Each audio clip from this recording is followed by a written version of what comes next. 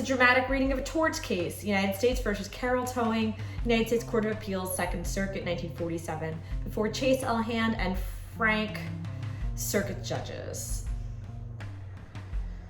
And this is the opinion of Circuit Judge L. Hand. The harbor master and a deckhand above the Caroll, a tug readjusted the lines holding fast the Anna C., a barge owned by plaintiff Connors, in the course of their efforts to drill out another barge in New York Harbor.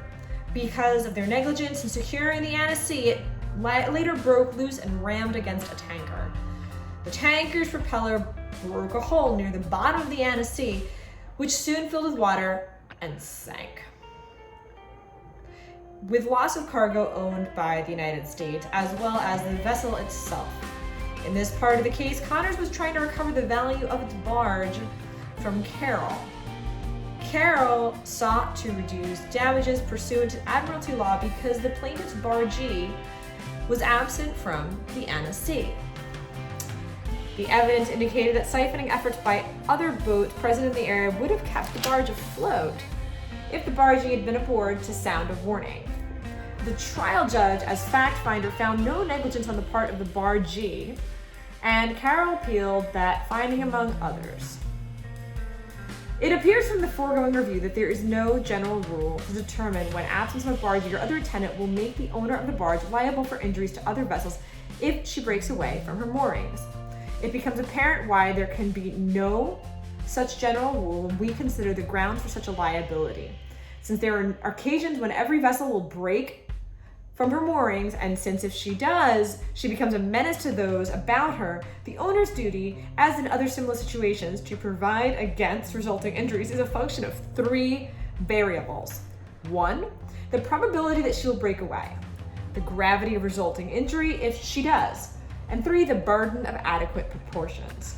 Possibly it serves to bring this notion into relief to state it in algebraic terms. If the probability called P, the injury L, and the burden B, liability depends upon whether B is less than L multiplied by P. Whether B is less than P times L. Applied to the situation at bar, the likelihood that a barge will break away from her fast and the damage she will do will vary in time and place.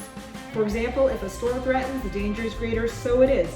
If she is in a crowded harbor where moored barges are constantly being shifted about. On the other hand, the barge must not be the bargee's prison, even though she lives aboard.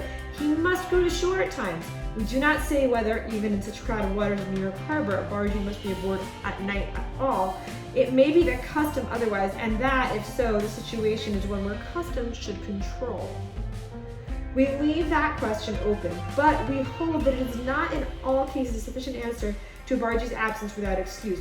During cases, a sufficient answer to a bargee's absence without excuse during working hours that he has properly made fast his barge to appear when he leaves her. In the case at bar, the bargee left at 5 o'clock in the afternoon of January 3rd, and the flotilla broke away at about 2 o'clock in the afternoon of the following day, 21 hours afterwards. The bargee had been away all the time, and we hold this fabricated story was affirmative evidence that he had no excuse for his absence. At the locus in quo, especially during the short January days and the full tide of war activity, barges were being constantly drilled in and out.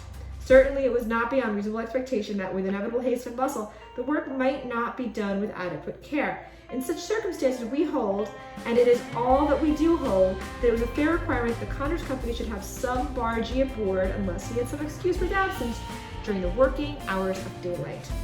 The court reversed and remanded for the reconsideration of allocation damages.